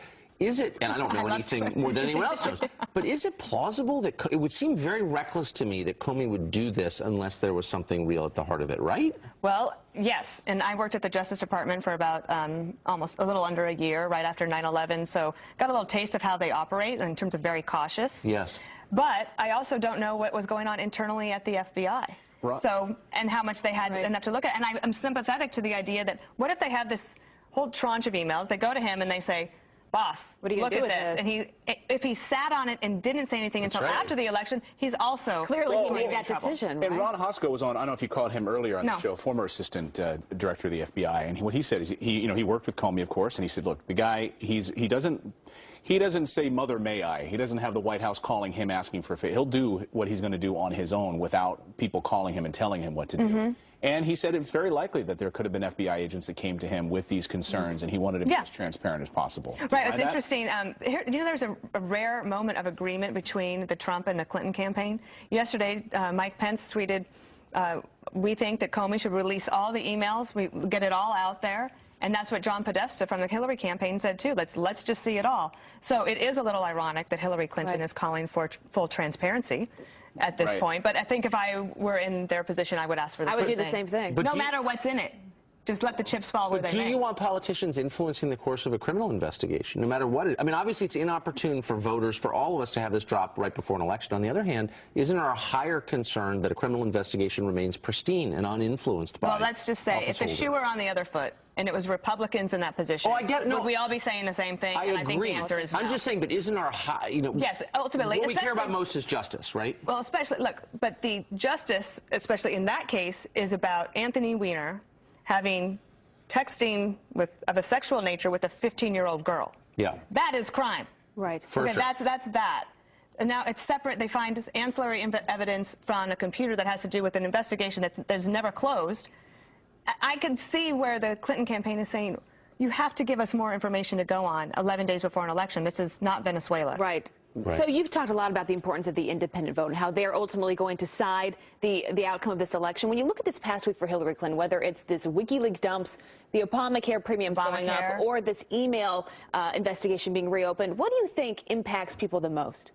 Oh, probably Obamacare, and then maybe this. But also there was a Clinton corruption questions, right? The memo that goes from Doug Band of Teneo to all the clients saying, hey, I'm going to be able to get all this money for access to Bill Clinton that I have. But here's the other thing for Democrats, like they cannot buy a break this week because the GDP numbers come in yesterday at the highest they've been in a long time, 2.9% for the third quarter. That didn't even get a blip on the radar screen. And I would imagine that President Obama is pulling what's left of his hair out. No headlines today on that. But we have 2.9% growth. We should get some credit, and they're not going to be able to. No one's going to talk about anything for about 10 days.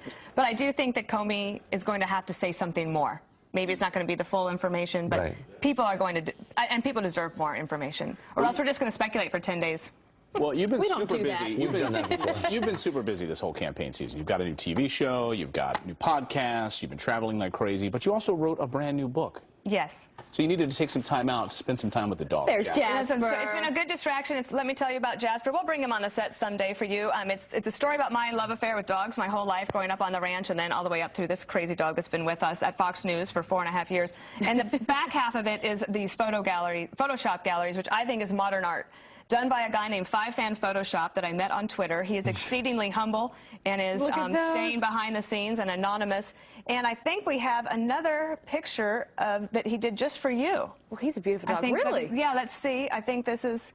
There he is. The three of you interviewing Jasper on set, so I'll make sure to get you a print out of that. You're so good with dogs. I love dogs. You are good with dogs. I love dogs. Do you know he has a girl dog named Dave? Yes, I've never understood that.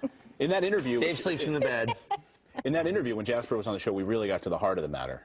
We really did. We really drilled deep down. What is he going to be for Halloween, by the way? Captain America. Oh, good. And we're going to Madison, Connecticut today to RJ Julia, an independent bookstore up there, and so he gets to go with me. So America's dog is Captain America. Go out and buy the book. Your last book was a big hit. Let me tell you about Jasper. Thank you. Is now out. And go on your Instagram because I follow you and you have the best photos of your dog. Every day it makes my day. My wife always says to me, nobody wants to see pictures of your dog, and I pointed to your book as evidence that's not true.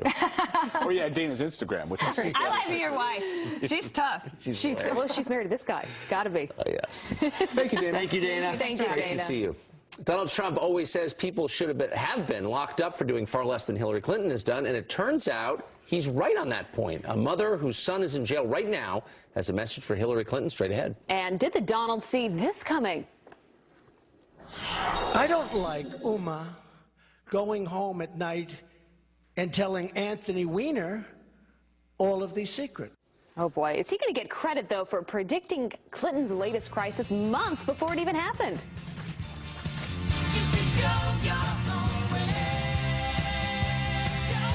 To the investigation into Hillary's secret server and her ties to Anthony Weiner, details that nobody saw coming except, apparently, for Donald Trump. Watch this.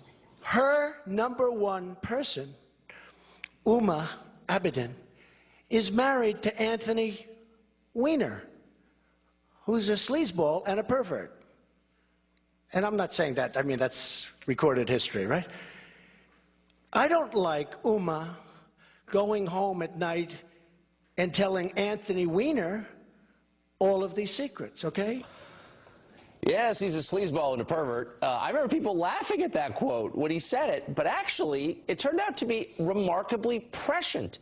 Was Anthony Weiner a security risk? That's a real question this morning. Here to weigh in, Kelly Riddell. She's deputy opinion editor of the Washington Times. Kelly, it's great to see you. A sleazeball and a pervert, and yet his computer, thousands of emails that may have been relevant to national security. We don't know, but it looks very possible. What do you make of Trump's remarks? Donald Trump, the, oracle of this election. I mean, he said it back in August, and he was largely mocked by the mainstream elite media, who would say, ugh, why does he even get down into these tabloid matters? Anthony Weiner, it's so distasteful. And yet here we are. Yesterday, the big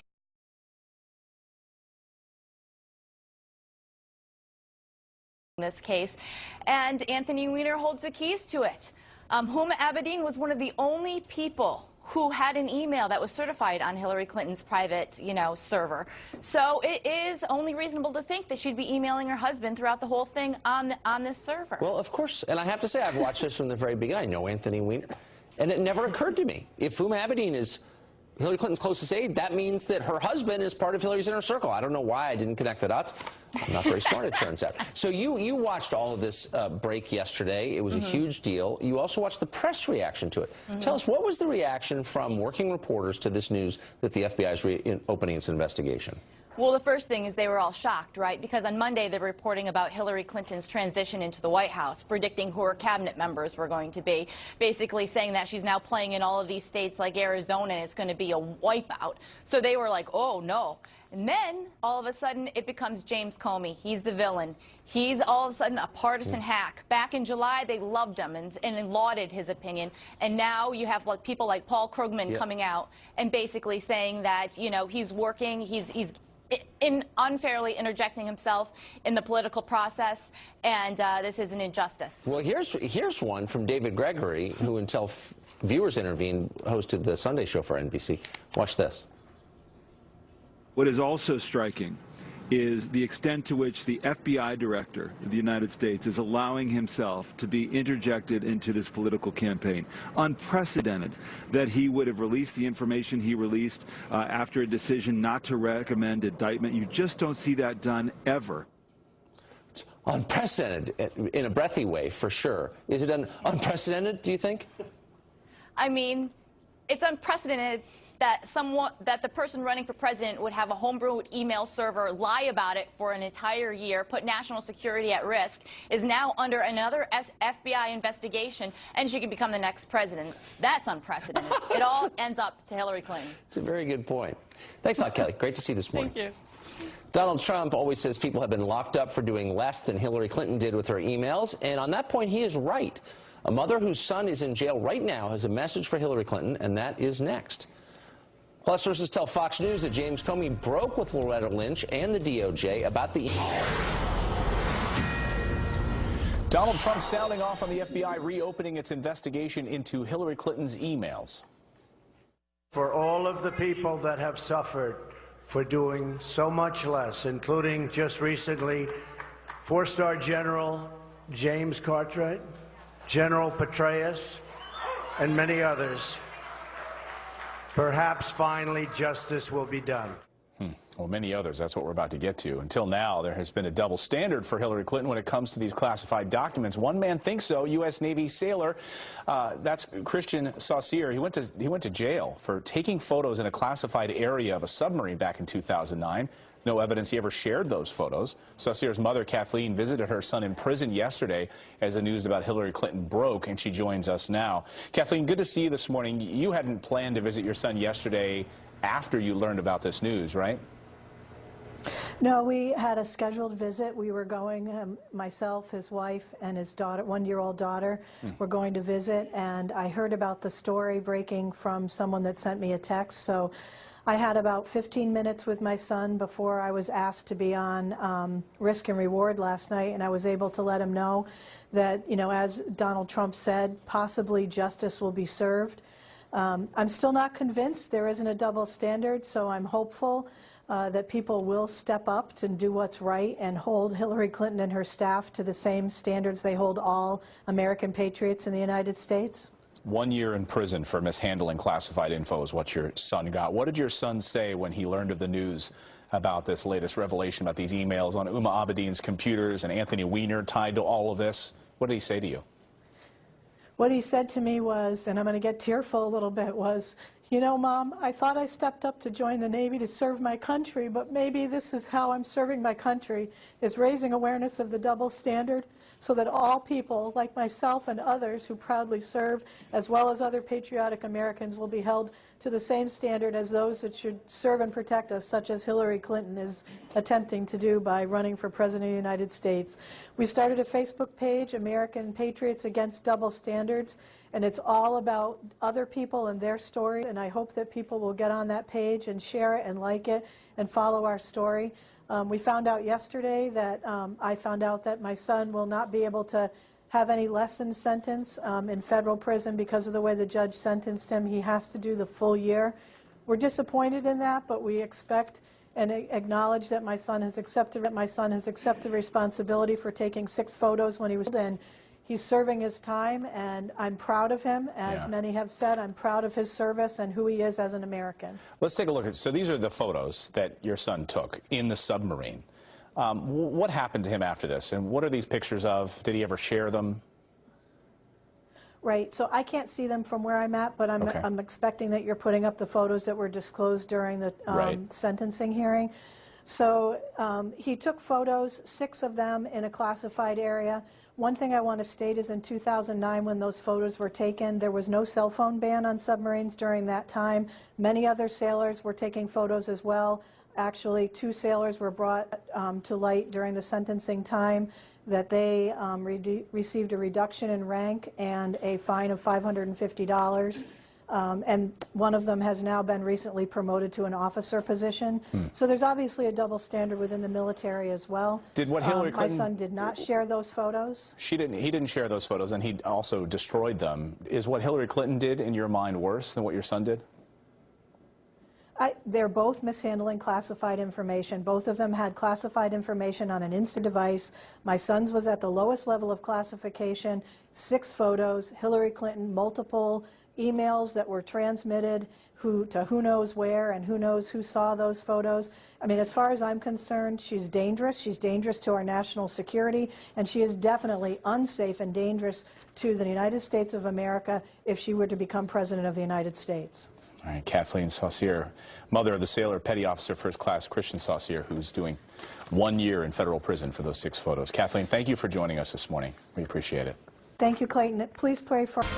The Democratic nominee for president, she's running. She's now under investigation again by the FBI. A bombshell that could reshape the 2016 race as we know it. The FBI, after discovering new emails, is reopening their investigation into Hillary Clinton. An even more bizarre turn than anyone could have ever predicted. It was 4 devices that were taken by the FBI as part of that investigation. They're from the investigation of New York Congressman Anthony Weiner. 11 days before a presidential election.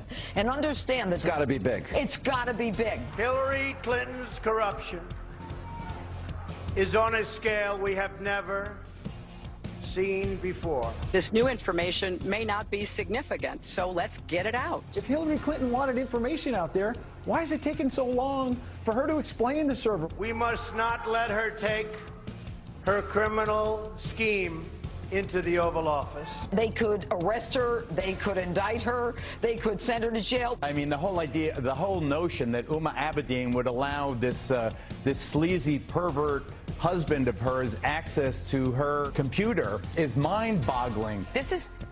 What the hell is happening? This goes to the heart of our constitutional republic, and you don't do this in the United States of America. Woo!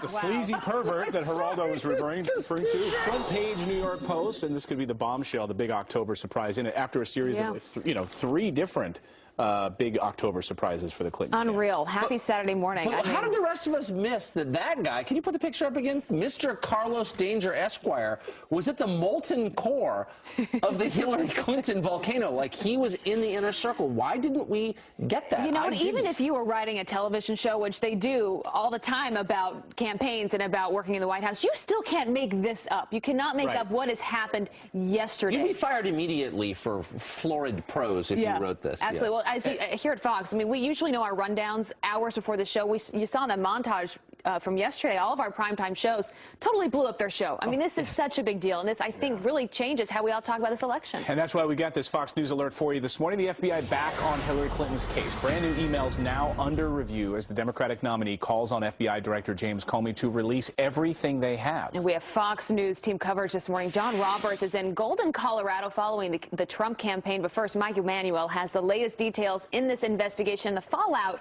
from the Clinton camp. Mike, you are in Chappaqua, New York, where the Clintons are. What do you have?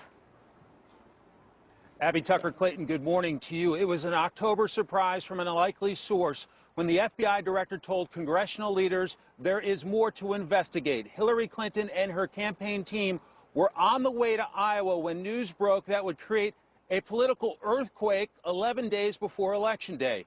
Federal law enforcement officials discovering emails deemed to be pertinent to the closed investigation into Clinton's private email server. That bombshell left the Democratic nominee and her senior aides scrambling. Last night, Clinton did a hastily called news conference pushing Director Comey to explain what caused him to take these steps at a critical time in the campaign. The director himself has said he doesn't know whether the emails referenced in his letter are significant or not. I'm confident, whatever they are, will not change the conclusion reached in July. Therefore, it's imperative that the Bureau explain this issue in question, whatever it is, without any delay. Director Comey sent a letter to FBI employees writing, quote, "We don't ordinarily tell Congress about ongoing investigations, but here I feel an obligation to do so, given that I testified repeatedly in recent months that our investigation was completed. I also think it would be misleading to the American people were we not to supplement the record." Fox has confirmed the emails were found in the probe of disgraced former New York Congressman Anthony Weiner's alleged sexting of a teenage girl. Weiner is the estranged husband of Clinton's longtime key aide, Huma Abedin. The New York Times is reporting it is tens of thousands of emails belonging to Abedin on Weiner's laptop. Fox has reported that it is a significant amount of information and that this probe will not be wrapped by Election Day. Abby, Tucker, Clayton. All right, Mike Emanuel for us this morning in Westchester, New York. Thanks, Mike. Outstanding. Thank you, Mike. So there are a lot of legal questions here about how this happens and what's going to happen next. We're going to bring in, appropriately, Judge Andrew Napolitano by phone this morning. Judge, you there? Good morning, guys. Good morning. So put this in context for us. Our assumption is it's got to be big if Comey is doing this 11 days out. Is that a fair assumption? I think it is a fair assumption. Remember, Comey has been under tremendous below-the-radar screen pressure from the younger FBI agents who actually worked on this case and from retired FBI agents who view the FBI, sadly, very differently than the one for which they worked, to re-examine evidence and to reopen the investigation. I would like to think that he made his decision on the basis that he announced yesterday on the basis of true evidence that came before him and not on the basis of political pressure applied at him. But I can tell you from sources from whom Fox has communicated on a regular, consistent, systematic basis that the pressure has been relentless. Now, having said that, one of the more poignant statements of the past 24 hours has been our colleague Geraldo Rivera. How could Huma Abedin have permitted secret, top secret, confidential, the three categories of classified materials to be put on a laptop which was shared by her now estranged husband? Right. So the question remains, what are these things? Has the FBI not seen them before? Might this have been a shelter for emails that Mrs. Clinton and her IT experts managed to get off of her server? Or does the FBI not know yet, because of the volume of these, if they fit into confidential, secret, or top secret categories? Right. We don't know the contents of these emails. Could they be duplicates? Could they be the ones that Hillary Clinton were deleted on her server? They are actually on Huma Abedin's laptop. But I want to ask you the legal question about Huma Abedin. What is she facing this morning? Well, she has, we don't know if the FBI and the Justice Department, which was handing out what it called immunity, they were technically not immunity. They were promises not to prosecute on the basis of what the individuals told the FBI. We don't know if Huma Abedin received one of those, Clayton.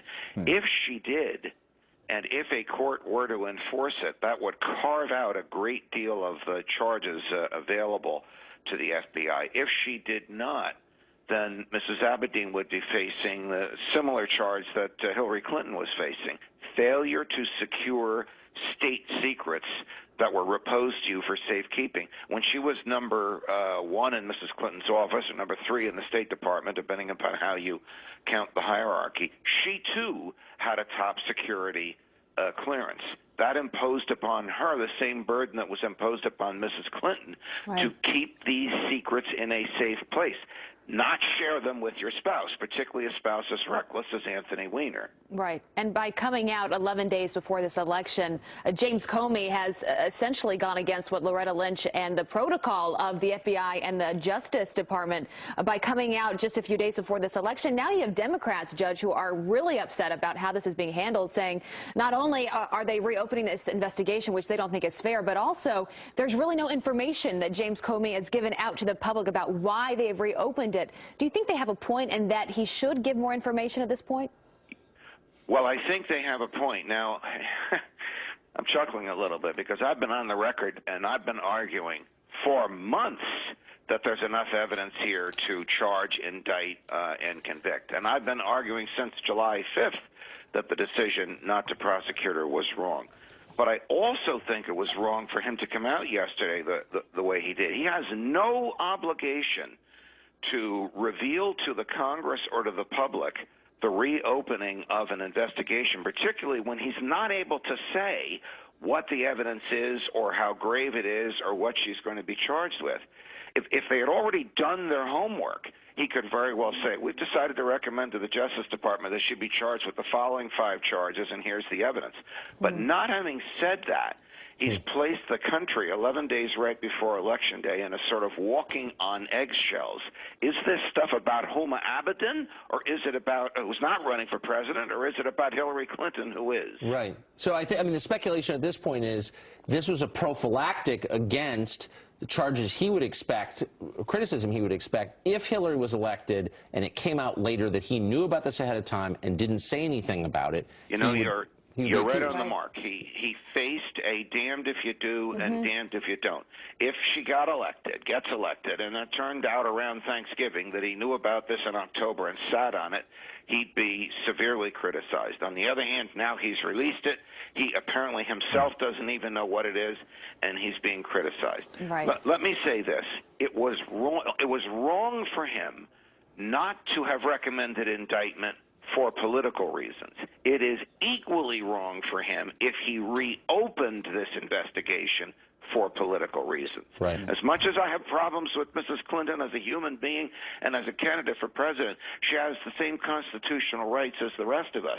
And this drip, drip, drip, if we have something on you, but we're not going to tell you what it is reprehensible and way wide of the mark of the Justice Department regulations. All right. Judge Napolitano, great to have you here this morning. A man of principle, speaking of. Thanks, Judge. All right, well, we want to get right now to the Donald Trump campaign, where the Republican nominee is praising the FBI for its decision to reopen the case. That's where we find John Roberts. He's live for us in Golden, Colorado this morning. John, good to see you. Abby, Clayton, Tucker, good morning to you. What a difference a day makes. Donald Trump goes from criticizing the FBI now to praising the FBI. And the big question, how much of an effect is this going to have on the race? Certainly a lot of other things have been influencing the race. Let's put up the latest ABC News tracking poll. Now has Hillary Clinton just 2 points ahead, 47 to 45. That is a move of 10 points to the positive for Donald Trump since last week when they began tracking this thing. Of course, Donald Trump just got a big gift for his campaign from the FBI. He warned months ago he was concerned about Anthony Weiner being in proximity to potentially classified information, and now he gets a chance in the next 11 days to hammer Hillary Clinton on lack of judgment and corruption. Listen to what he said yesterday in Manchester, New Hampshire. This is bigger than Watergate. This is bigger than Watergate, in my opinion. This is bigger than Watergate. Hillary bleached and deleted 33,000 emails after receiving a congressional subpoena. That alone, to me, there were more serious things done. But how does it get much more? And here's a quick snapshot of how things are going in the state of Florida with early voting. When it comes to absentee, the mail-in votes, the Republicans are ahead, 55,663. In in-person early voting, the Democrats are up 37,791. So just in the raw returns, that net is 17,872 to the good for Republicans. Now, not to say how people are actually voting, just by party affiliation, that's what we're seeing in Florida. And just one point of perspective here on everything that we're seeing, and Abby, you've talked about writing a plot for a TV show. If you went to a producer with a plot that said a failed politician mailing a picture of his to a 15-year-old girl might change the outcome of a presidential election, they'd say, "Are you kidding? Nobody would believe that."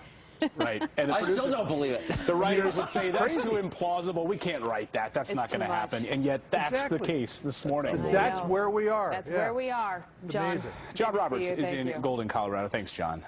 Unreal. Just can't make any of this up. All right. So how are Democrats defending Hillary Clinton this morning? Clinton supporter Richard Goldstein will debate Tucker next. That'll be interesting. And someone forgot to tell Joe Biden about the whole Hillary email thing. Watch this. I don't know where these emails came from. What apparently Anthony Weiner. Well, oh God, Anthony Weiner. Yes, he speaks for many Democrats this morning. The question is the Clinton campaign imploding. More ahead.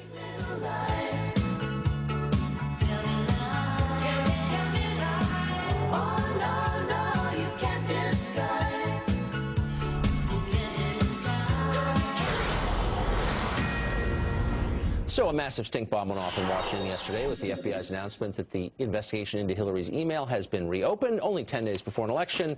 What does this all mean? Joining us now to react, Democratic strategist and Hillary Clinton supporter Richard Goodstein. Richard, great to see you this morning. Very game of you to come. This is part of the plan. I don't know. You're falling for the trap. I'm just letting you know. Okay. Yeah. We're all actors in your play. Yeah. So, look, I'm not claiming this is going to convince a lot of people to vote for Trump. Probably some. I think it's definitely going to convince some people not to vote for Hillary because she is under FBI investigation. Who wants a newly elected president in that position? Right. Let me just start by saying, isn't it odd that Anthony Weiner is under investigation for sexting underage girls? Yes. Whereas Donald Trump, who's on the ticket, bragged about walking in on naked underage girls at his beauty contest, and he grabs strangers by the tail. He's on the ticket. I'm not saying that, I don't know how you compare the two. He's running for president. Anthony Weiner's not. I don't actually think they're underage girls in Trump. No. But whatever. No, I think they had said they were. Here's the point. I mean, Democrats have been making a moral case against Trump. He's disgusting. He's a fascist. He's just not a good enough person to be president. Now, all of us have awakened to the fact that Carlos Danger, or as you call him, Anthony Weiner, former congressman, was in Hillary's inner circle to the point where emails pertaining to her campaign are on his creepy laptop, his laptop that you wouldn't touch. What does that say about her judgment that Anthony Weiner's in her inner circle? So she's sending emails to Huma, and presumably she's got a passcode, and we have absolutely no... Look, even Comey says in his letter to Congress, we don't know what we're talking about. Nobody's reviewed these emails. Right. We don't know whether they're significant. We certainly don't know whether they're classified. So, look, I understand why Hillary opponents are jumping to conclusions, because that's all they got to go on right now. Trump has been so reviled by Republicans, calling him a racist, bigot, xenophobe, et cetera, that's basically got to be what they can run on, because otherwise, Democrats say get out and vote, Republicans, let's suppress the vote. I'm not even jumping to conclusions. I have no idea what's in these emails. Exactly. I know that Hillary Clinton is under FBI investigation, and that is prima facie a big deal. My question is, because she always finds someone to blame, who is it this time? Is it the right-wing conspiracy in Loretta Lynch's Department of Justice? Is it the right-wing media? Or is it, as it always is, sexism? Do you think this is the result of sexism? So, look, I think Jim Comey had an original sin, which was not to prosecute or don't prosecute back in July, but having all this talk about it, right? Disclosing raw material from the FBI. Now I think he's compounded it by having the sense of obligation that he's got to disclose the fact that they found some emails that may be totally unrelated, okay? So I think that the burden's on him. It's not just Hillary asking for it on the Trump campaign. It's Chuck Grassley and other Republicans saying, tell us what you know. This is unfair to the voters. So I don't think Hillary's going to be blaming anybody, except the FBI's got to kind of, they broke with precedent. Except the FBI. No, the FBI broke with precedent, so come on, be honest with me. I just don't want her to undermine confidence in the system, because that's bad. That would never happen. Richard Goodstein, it's great to see you this morning. My pleasure. Thanks for having me. What was it like behind the scenes when Hillary Clinton got blindsided by the news yesterday? Ed Klein. Grand jury not to indict anyone regarding the First Lady's private email server. He was beat up by the right, by the Republicans. Now, you know, he's their hero, and he is being beaten up by the left and by the Democrats. Yeah. I think that he was in a tough spot, a very, very tough spot. You know, here you have these emails. What the hell is he supposed to do? I mean, historically, the Bureau has these protocols where you don't get involved in elections, but there was just so many of them. And I cannot believe that a preliminary read of this treasure trove hasn't revealed at least some very, very big questions that have to be resolved in Director Comey's mind. So here we are, and I think that this has a historic impact. Yeah, if you were writing a TV show, you honestly couldn't come up with this plot. It is just that absurd and that crazy.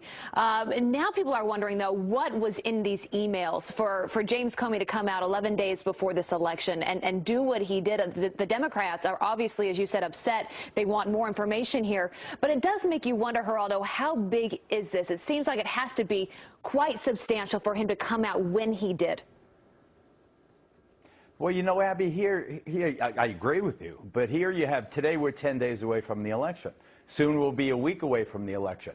At what point are they parsing through this bundle of now we're thousands, maybe tens of thousands of emails and saying this one, this one, this one? Are they going to be able to really, in any kind of responsible way, release, abide by the requests of both the right and the left now that we find out more about what this is about in specific terms? I mean, what are they going to do? Are they going to do it a week before the election, 5 days before the election, 3 days? At what point does the Bureau have to say, trust us, we're investigating, don't vote based on this? Or, you know, I don't know how in the world at this stage of the game, having violated this unwritten protocol about the FBI not getting involved in elections, how they make this better now. How do you do it? I have no idea. I mean, the political fallout from this is enormous. And there was arguments over the summer about there being a constitutional crisis. Even Judge Jeanine saying, look, he's not going to want to have James Comey on his hands a constitutional crisis, which is what he may actually end up getting. So if this goes through, she ends up being prosecuted. Play this out, Geraldo. Does Tim Kaine become the first president from Virginia in a long time? I mean, how far down the rabbit hole do we go here?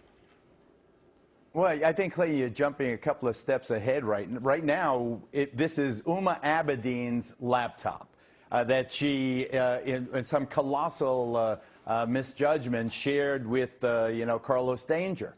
So it's not about Hillary's email so much as it's about Huma Abedin's laptop in this separate Anthony Weiner investigation. There's not even any, as far as I know, statements that these are Hillary's emails. Did Hillary, for instance, email Huma Abedin, Kim Il-jung has his A-bomb ready to shoot at Seoul, don't tell your husband? I mean, I can't conceive that, and yet there must be something here. But let's say, isn't that the point? Let's take it. You said it was a colossal misjudgment for Huma Abedin to share a laptop with Carlos Danger. She married him and had a child with him, and Bill Clinton presided at the wedding. So the Clintons knew that she was married to this very irresponsible, creepy guy with a history of very reckless behavior, and yet Hillary is still cutting her in, the wife of Carlos Danger, on, top secret government information. Like, isn't that itself reckless?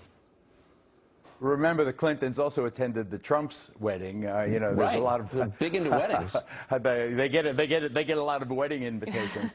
Yeah, let's assume for a second. Let's take it that there's some clear violation of federal law, which I doubt to the bones of my body. The reason I told Eric Bolling I would bet a year's salary that nobody was ever going to be indicted, and I said that beginning a year ago, is that unlike what many partisan analysts say on TV, these are crimes that specifically require intent. Mens rea, really you have to intend to reveal America's secrets and then cavalierly violate that law and then reveal them. That's the difference between General Cartwright and General Petraeus and what happened with Hillary Clinton. Yeah, Cartwright admits, or now he admits, that he gave secrets to reporters. Petraeus admits that he gave secrets to Paula Broadwell. They say they had the intent, and they did it. There's no allegation of intent here. I doubt they can find No, but the person is not, intent. as a factual matter. So they're going to go through. They're going to go through it like this. They're going to go through. All right, here's 10,000. Is this one? All right. Does this one? Do you think this says intent, or does this? You know, I think that it's preposterous to assume that there's going to be an indictment. But there has to be an investigation. Everyone who is sitting in jail right now for violating our secrecy codes has not admitted intent. We can establish intent without an admission, as you know. You're a lawyer. In fact, we had the mother of one of those Navy. Give me an example of how you do that. Well, you do that with emails. I mean, look, the fact like that Manning, she knew, what about Manning gives it to WikiLeaks? That Manning, I mean, he gives it to them. Here's the gift. This is the intent. But this morning on our show, this morning on our show, we had Kathleen Saucier and her son, of course, in the Navy, took 6 photos inside of a submarine. He kept those photos to himself. No evidence he ever shared them. And then he's serving 1 year in federal prison as a result of that. I don't specifically know the intent of what happened to those photos. Taking a photo inside a nuclear submarine, it seems to me, duh. You know, is this appropriate that you're taking pictures? This isn't that. This is a lazy Secretary of State who, for her own convenience and to prevent embarrassment of what she's talking about, creates a private server which is unprecedented. Right, and the bigger question... To prove that she intended to violate espionage acts, I think, is really well, and the big question and if here, you're asking too... me, as well, the big question, too... Go ahead, Geraldo. No, Abby, I didn't mean to... Well, I just think the big question here... When I here... step on you, I know I'm being ungraceful. You're saying, but the big question in all of this is what this means for this election, right? What is the impact going to be when you have just a few days left to go, and you have 40% of the population saying they're independents? How does this impact their vote? You had Trump coming on with this extraordinary comeback from the dead. He's fighting, he's scrapping. People are saying he's over, he's done. ABC's got him down 12. This one's got him down this much. And he's fighting back. And as he begins his comeback, his surge, he gets this huge gift. This could be what determines who the 45th president of the United States is. I mean, imagine, Carlos Danger determines our next president. We knew it was going to come back to him. Some of us knew all along, didn't we, Geraldo? It's all about Carlos Danger. Oh, we'll leave it there. Geraldo, great to have you on this morning. I need my old daytime show. Yes, you do! And a DNA test. I'll watch. Oh, man. Thank you, Geraldo. And we're here on a Saturday morning. Thanks, Geraldo. Oh, gosh. All right, our coverage of the FBI bombshell. It is actually just beginning, you guys. Just beginning. Next, Congressman Darrell Issa, who got the letter from the FBI director, he says it is safe to say there is more going on here than just the emails. And they have been dead for 12 years, literally dead, but eternal rest is not stopping them from voting for Hillary Clinton. It rarely does. Election Chicago style ahead. They have a fantastic... Good Saturday morning, everyone. Woo. Holy smokes. Big Saturday morning. Just when you thought it couldn't get any more crazy, it has. Yeah, if you were writing a script for, there are a lot of shows out there that are trying to show exactly what it's like in the White House or running for office. You could not write the script if you tried. The circus. The screenplay that is the 2016 election just took a big twist as the FBI inserted itself back into the race and back into Hillary Clinton's case. Yeah, brand new emails now under review this morning as the Democratic nominee calls on FBI Director James Comey to release everything they have. Yeah, and we've got Fox News team coverage this morning from John Roberts. He is in Golden, Colorado, following the Trump campaign. But first, we go to Mike Emanuel. He has the latest details in this investigation, the fallout from the Clinton campaign. Mike, good morning. What are you hearing? Abby, Tucker, Clayton, good morning to you. A brief letter from FBI Director James Comey to relevant Congressional Committee Chairman really set off a political earthquake at a critical stage in this presidential campaign. Hillary Clinton and her team were on their way to Iowa yesterday when the news broke Federal law enforcement officials say they discovered emails deemed to be pertinent to the closed investigation into Hillary Clinton's private email server. That less than 2 weeks before Election Day left Clinton and her team scrambling. Last night, Clinton called on the FBI director to explain what caused him to take these investigative steps. The director himself has said he doesn't know whether the emails referenced in his letter are significant or not. I'm confident, whatever they are, will not change the conclusion reached in July. Therefore, it's imperative that the Bureau explain this issue in question, whatever it is, without any delay. Director Comey sent a letter to FBI employees writing, quote, "We don't ordinarily tell Congress about ongoing investigations, but here I feel an obligation to do so, given that I testified repeatedly in recent months that our investigation was completed. I also think it would be misleading to the American people were we not to supplement the record." Fox has confirmed the emails were discovered in the probe of disgraced New York Congressman Anthony Weiner, former New York Congressman Anthony Weiner's alleged sexting of an underage girl. Weiner is the estranged husband of Clinton's top aide, Huma Abedin. The New York Times is reporting it is tens of thousands of emails belonging to Abedin that were on Weiner's Nebraska. But let me just say that to the FBI investigation, the announcement yesterday, the FBI could not have handed Donald Trump a bigger gift if they'd wrapped it up in gold paper and tied it up with a big red bow. I mean, this is something that Donald Trump warned about weeks ago, saying he was very concerned about Anthony Weiner being in proximity to classified information. And where did the trail lead from Hillary Clinton's server to potentially going into his orbit? And it allows Donald Trump between now and November the 8th to absolutely hammer Hillary Clinton on this issue of corruption and bad judgment, like he did yesterday in Manchester, New Hampshire. Listen to this. This is bigger than Watergate. This is bigger than Watergate, in my opinion. This is bigger than Watergate. Hillary bleached and deleted 33,000 emails after receiving a congressional subpoena. That alone, to me, there were more serious things done. But how does it get much more? Trump said yesterday that this absolutely changes everything in terms of this race. His campaign manager, Kellyanne Conway, tweeted out yesterday that this made a good day even better. Now, Tucker, you brought this up. Does it bring votes to Trump? The campaign thinks it might bring a few fence sitters over to Donald Trump, or at the very least may drive them to a third-party candidate like Gary Johnson or Jill Stein. But either way, you'd be taking votes away from Hillary Clinton. Here's what Kellyanne Conway said about this whole thing yesterday with Trish Regan on the Fox Business Network. Listen. This is already her biggest problem in closing the deal and becoming president of the United States. People have such a reluctance to say, good Lord, how can I say I'm for change and disrupting the status quo in Washington, D.C., and I'm going to vote for Hillary Clinton, who's the consummate insider, a queen of the rigged, corrupt system. So in the next couple of days, Donald Trump is going to visit 3 of the 4 corner states. He's going to be here in Colorado. He'll also be in Arizona and New Mexico, as well as Nevada. Here in Colorado, Hillary Clinton is up about 6 points. In Nevada and Arizona, she's up about 1.5. The Trump campaign says that they're going to New Mexico, traditionally a blue state, because they've got internal polling that shows the race pretty much even up there. They also show it even in Michigan, which is why he's going there on Monday, a state that many people thought was probably gone. But you'll remember this, Tucker, because I remember this. 2004, there was a brief moment where the Bush campaign thought that Hawaii might be in play.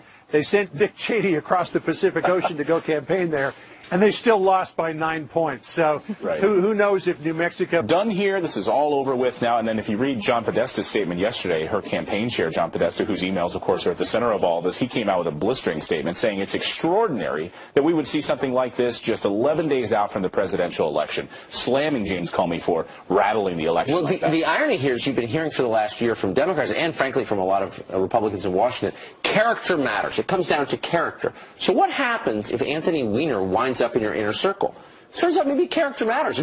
Right. Maybe there are consequences. Yeah, do you want when he's sexting a 15-year-old girl? I mean, this is the kind of stuff on the front page of the paper this morning with Anthony Weiner on the front page of the New York Post. And Hillary Clinton's face next to that. I mean, you don't want to be anywhere near that. So to your point of the Democrats who, after this all came out, this investigation, he had made his decision, they had sort of a love affair with James Comey. And now they're taking that back saying, this is all political. Here's what Dianne Feinstein said about that. She said, Director Comey's announcement played right into the political campaign of Donald Trump. The FBI has a history of extreme caution near Election Day so as to not influence the results. Today's break from that tradition is appalling. And you have to wonder, James Comey making this decision to come out yesterday, just 10 days before this election, this was a tough decision for him to make because he knows that if he came out with this 2 weeks, a month after the election had already been decided, he would have been in a very, very tough situation. But also, we're not going to get to know what's in these emails until after the election anyway. And millions of people have already voted. I mean, tens of millions of people have already voted, so their ballots have already been cast.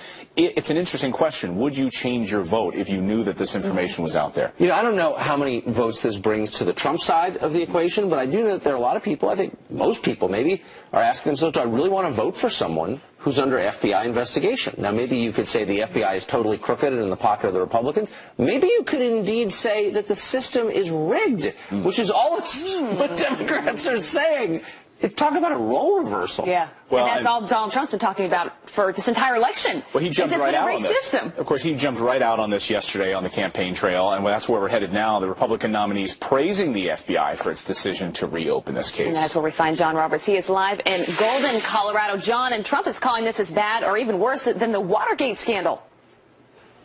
Abby, Clayton Tucker, good morning to you. What a difference a day makes. I mean, Donald Trump was excoriating the FBI up until yesterday at about 1 o'clock in the afternoon, and suddenly he's praising them. We are, by the way, in Golden, Colorado, just west of Denver at the fairgrounds here where Donald Trump's got an event. A couple of diehard fans already lining up for this event. They came all the way in from, in Michigan is real, but Donald Trump's going to spend a day in each. I remember that. I had a friend on that plane flying to Hawaii. I think they were there for like 2 hours, so they went to the gift shop and came home. I volunteered, but they said, no, you stay with President Bush. Go to the cold states. Yeah, John Roberts is a great John Roberts. Nice to see you this morning. You, he brings up a great point of this idea, these last minutes. So we talked about these 11 days, these undecideds, and what political fallout will we see from the FBI investigation? You know, those last-minute sort of moral voters that haven't decided yet for Donald Trump. They haven't decided for Hillary Clinton. Could this be that thing that they just say, ugh? Or if it becomes embarrassing in the way that voting for Trump is embarrassing to some people. People say, you know what, I don't want to admit I'm voting for Hillary. That's the problem. But the core problem is, who does she blame for this? I mean, really, is she going to say the media is against me? That's a hard case to make. If she's in the Justice Department, is somehow right-wing? Well, it's just not. So really the truth is it's her fault. She's already conceded it's her fault. But she shouldn't have done this in the first place, so she's kind of stuck. Yeah, the only person to blame for all of this is Hillary Clinton. Yeah. I think deep down she knows that, and she's probably really spiraling out of control. No, I bet she blames you. Maybe it might be my fault, too. But you mentioned the timing of this, and yesterday it being Friday, we call this the Friday news dump, but this actually ended an already bad week for Hillary Clinton, because it's not just this FBI investigation. We have had these WikiLeaks dumps every single day that just feeds right into this narrative of abusing the system, of getting paid for their speeches. And perhaps bigger than that, though, Abby, could be the Obamacare premium increase. Well, that too. That bombshell that we were learning over the past week. And that's why I think you're also seeing this tightening of these poll numbers recently. Look at the Real Clear Politics national average right now. 4 points, basically, between Hillary Clinton and Donald Trump in the Real Clear Politics average. And how quickly that changes. And also in our polls, and if you look at them closely, the independents, 40% now identify as an independent voter among likely voters. That is really interesting to me, because if they've already made their decision, it's maybe Hillary Clinton, maybe it's Trump, but that means their decision at this point could still change. Or they sit home and they don't go. So what do these three stories have in common, briefly? The WikiLeaks, the Obamacare, and the Hillary email investigation, they're all reality-based. These are not perception-based. Right. I mean, Hillary really did use a private server. Her family really did get rich selling access, and Obamacare really is a disaster. So it's kind of hard to rebut those, No, it's tough. And they're going to, the Democrats are going to be on the defense now, which they haven't been for a few weeks. So it's going to be interesting to see how all this plays out. Explode our Facebook page this morning. Go to FF Weekend on Facebook. Let us know what you think about all of these things. Yeah, because, we're going to be here the next 4 hours talking about it. So we've got a big show ahead, but when we come back, what Congress plans to do about the latest bombshell and Hillary. Laptop, Fox has reported it is a significant number of emails, and that this investigation will not be complete by Election Day. Abby, Tucker, Clayton. That's just unbelievable. Mike Emanuel, thanks a lot for joining us this morning. So here you have, look, there's a lot we don't know, but here's what we do know. It is entirely possible, looks indeed it might be likely, the government information wound up on Anthony Weiner's laptop. So that right there is just a showstopper. Right. If you want an illustration, graphic illustration of the irresponsibility of the way they handled information, this is Anthony Weiner's laptop. Are you joking? From a separate investigation that they were looking into him, obviously texting underage girls. So the saga goes far beyond just this email investigation. Yeah, multiple devices, too. I mean, they've seized these laptops, the cell phones, so 4 different devices with tens of thousands of potential emails in this unrelated case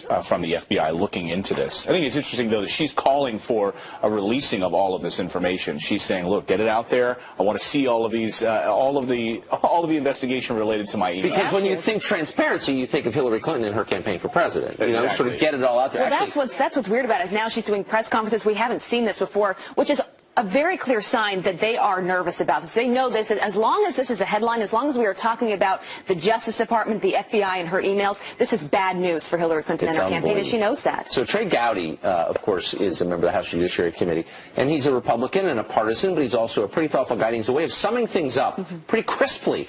Here's his summation of what we just saw yesterday. Watch. This is the same person who said I neither sent nor received classified information. This is the same person who said I turned over all my work-related emails. I only had one device. My lawyers went through everything. That's the same person calling that now wants all of this public disclosure. The same person who went to great lengths to make sure that these emails were private, now all of a sudden wants it all made public. It's just too rich. It's easy to ask people you know cannot disclose things to do so. I mean, that makes her look transparent. But if it's a day that ends in Y, you can rest assured she's talked to Uma Abedin and Cheryl Mills. She knows exactly what is on those computers. Well, that's the question. Has she talked to Uma Abedin? Of course. And she was asked that directly yesterday, and she refused to answer. Yeah, now they're suggesting that maybe that Uma's going to have to resign from. She's been her closest aide for years and years. This is just, as we are talking about, 10 days before this election. The timing of it, you cannot make up. And in politics, you know, timing is everything, Clayton. Well, James Comey, you know, a few months ago was being praised by Democrats. Like, look, we're